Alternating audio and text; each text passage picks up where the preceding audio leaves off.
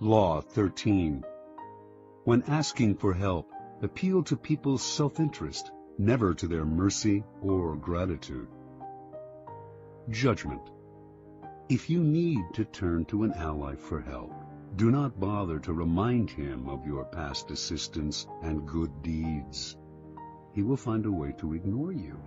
Instead, uncover something in your request or in your alliance with him that will benefit him and emphasize it out of all proportion.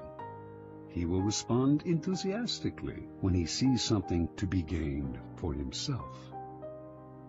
Observance of the law.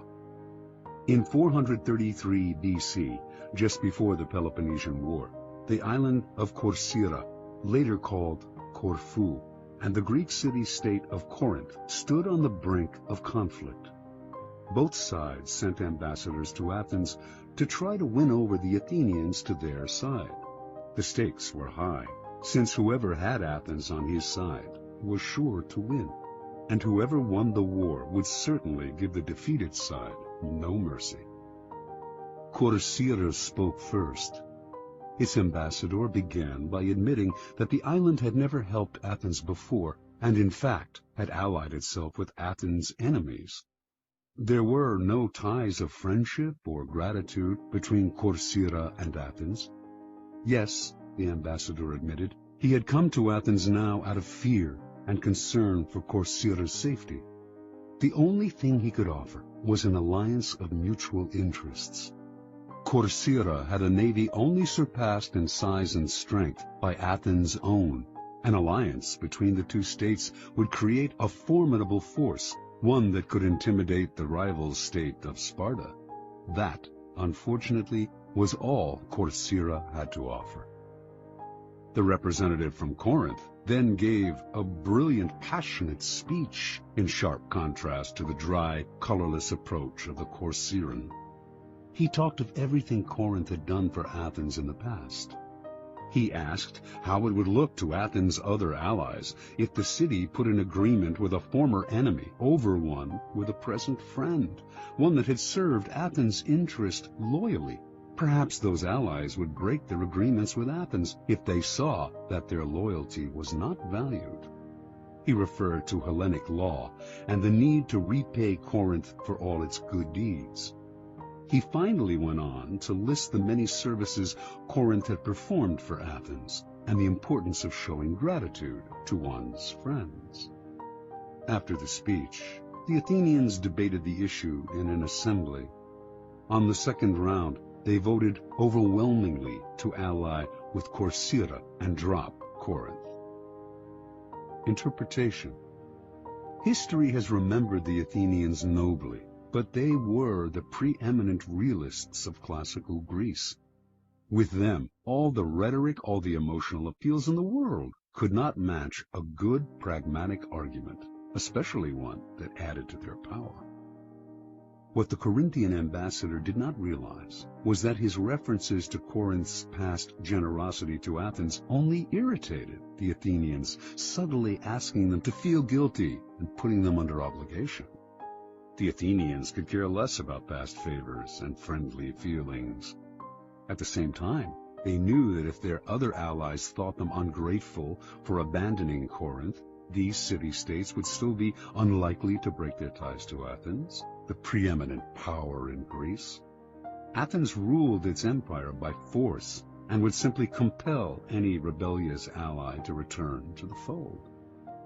When people choose between talk about the past and talk about the future, a pragmatic person will always opt for the future and forget the past.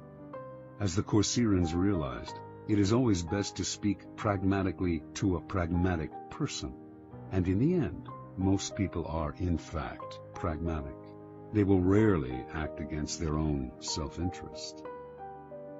Keys to power. In your quest for power, you will constantly find yourself in the position of asking for help from those more powerful than you.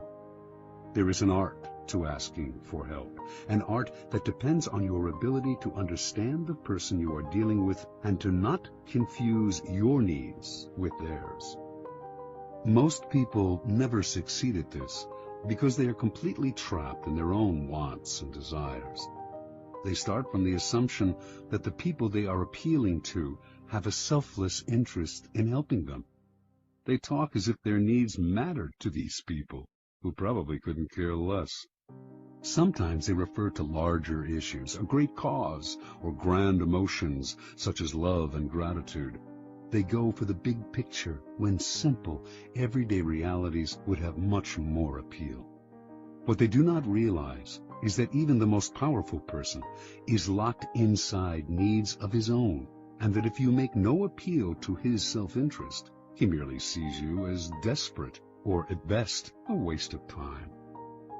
A key step in the process is to understand the other person's psychology.